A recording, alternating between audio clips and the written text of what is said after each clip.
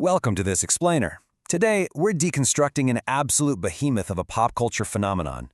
We are, of course, talking about Miley Cyrus's record-shattering anthem, Flowers. Look, we all know the song, right? We've all caught ourselves humming that chorus in the grocery store, but today we're really going to look under the hood. We're unpacking the exact musical DNA, the genius strategic rollout, the wild internet lore, and those unprecedented chart records that took a simple pop track and turned it into a defining cultural moment of our decade. Let's get right into it. So, 2.7 billion. Let that number just sit with you for a second. That staggering figure represents the global subscription stream equivalents Flowers pulled in during 2023 alone. According to the IFPI, that massive number made Flowers the undeniable absolute best-selling global single of the entire year. To put that into perspective, this track didn't just perform well. It literally eclipsed the entire global music market, reaching listeners on a scale that most artists don't even see in a lifetime. But how on earth does a song get that massive? Well, it actually started out incredibly small, very intimately, in fact. Back in January 2022 at Sunset Sound Recorders in Hollywood, co-writers Miley Cyrus, Gregory Alday-Hine, and Michael Pollack were just gathered around a piano. Pollack even said, "It practically wrote itself." What eventually became this huge global dance sensation actually started its life as a stripped-back, slower, and honestly much sadder ballad, with just Miley singing over a Rhodes piano.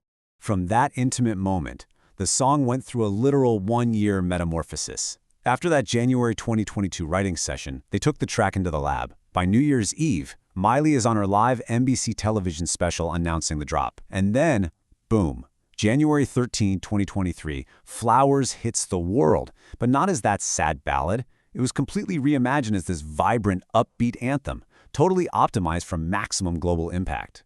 To make that massive leap from a sad demo to a club-ready banger, producers Kid Harpoon and Tyler Johnson injected some very specific musical DNA into the mix. You've got these distinct disco, pop rock, and funk influences all blending together. Critics were obsessed with the shimmering electric guitar, that crazy funky bass line, and the swooning strings that give the whole thing this understated yacht rock mood. The sonic blend was so perfectly nailed that music journalists were instantly drawing comparisons to Fleetwood Mac's Rumors and Gloria Gaynor's legendary disco anthem, I Will Survive. And this completely illustrates the massive thematic shift in Miley's own career. Think back to her 2019 single, Slide Away. The contrast is actually jarring. Slide Away was just steeped in this heavy melancholy and the real pain of romantic loss. Flowers, on the other hand, just totally flips the script. It trades all that sadness for a spunky, hyper-assertive outlook that is entirely about self-sustainability. She isn't singing about what she lost anymore, she's proudly flaunting her independence. Now, the real secret sauce, the thing that fueled the song's massive viral explosion, is a technique called interpolation, or in this case, a lyrical paraphrase. Basically, it's when you take familiar concepts from an existing hit and alter them to evoke a specific feeling. The chorus of Flowers is widely recognized as this incredibly clever, flipped paraphrase of Bruno Mars's 2012 hit, When I Was Your Man. Instead of someone regretting that they didn't buy their partner flowers, Miley is celebrating the fact that she can just buy them for herself. And man, did that interpolation light the internet on fire. Fans immediately started theorizing that these lyrics were a direct response to her ex-husband Liam Hemsworth. I mean, the evidence was compelling, right? The song was strategically released on his birthday, the lyrics referenced their shared Malibu home that tragically burned down in 2018, and rumor had it Hemsworth had once dedicated that exact Bruno Mars song to her. Whether she did it on purpose or not, this lore created a massive, self-sustaining cultural conversation. People couldn't stop talking about it. So you take that perfect storm, the catchy sound design, the empowering message, and that juicy internet lore, and it just completely shattered streaming records right out of the gate. By its second week, it hit 115.1 million streams on Spotify. That was the biggest streaming week in the platform's entire history. It became the fastest song ever to reach 1 billion streams, doing it in just 112 days. And later, it became the fastest female song to hit 2 billion streams. The sheer velocity of how fast people were consuming this track was just unprecedented. But it wasn't just the Spotify and Apple Music crowd. Traditional radio absolutely devoured it too. Flowers spent a historic 57 weeks at the top of the Billboard Adult Contemporary chart. Just think about that. That's more than a full calendar year sitting pretty at number 1.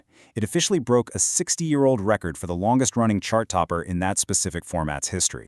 And honestly, the radio milestones just kept coming. across all the Billboard airplay charts. We're talking adult contemporary, pop, adult pop, and dance. Flowers racked up a mind-bending 106 cumulative weeks at number 1. By pulling that off, it surpassed massive heavyweights like The Weeknd's Blinding Lights. That effectively made Flowers the most dominant radio hit in American history when you look at cumulative weeks atop those airplay charts. No big deal, right? Now, the visual side of things really tied it all together. The music video, directed by Jacob Bixaman, perfectly visualized this whole journey of self-love, scene by scene. We see Miley starting out walking across an Elysian Park bridge, then she's doing this intense solo workout by her pool, showering, changing into an oversized black suit, and it all culminates with her just joyfully, triumphantly dancing alone on her roof. It's a literal, step-by-step progression from isolation to absolute, empowered self-reliance. The fashion was just as deliberate. Vogue was all over it, heavily praising Miley for pulling this stunning vintage gold lame Yves Saint Laurent gown from their autumn/winter 1991-92 collection.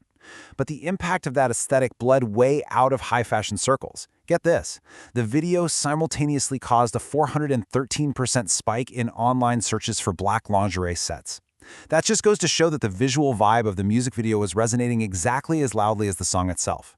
What's really fascinating, though, is how she handled performing it live. Miley intriguingly held back. She played it for her Disney Plus Backyard Sessions in March 2023, and she did a little private debut at the Chateau Marmont later that year. But she waited over a full year to actually bring it to live, public television at the 66th Annual Grammy Awards in February 2024. That kind of restraint is so rare today. It kept the mystique alive and guaranteed that her first real performance of it was an absolute television event. And that patience absolutely paid off. That electric Grammy performance was a total victory lap. It resulted in massive industry validation. Flowers took home Record of the Year and Best Pop Solo Performance, plus a nomination for Song of the Year. Amazingly, these were Miley Cyrus's career first Grammy wins. And all that massive television exposure, it catapulted the song straight back into the Billboard Top 10, proving it still had immense staying power a full year after it dropped. Industry folks immediately saw what was happening here. John Zellner, an executive over at iHeartMedia, hit the nail on the head. He called it a mass appeal song and said it's likely played by classic hit stations 20 years from now. This wasn't just a trendy TikTok viral moment, it cemented Flowers as a timeless track. One of those rare songs that is practically guaranteed to dominate radio programming and wedding playlists for decades to come. But right when you think it's the perfect Hollywood ending, there's a plot twist. The song's legacy is currently facing a pretty significant legal hurdle. In late 2024, a company called Tempo Music Investments filed a lawsuit alleging copyright infringement.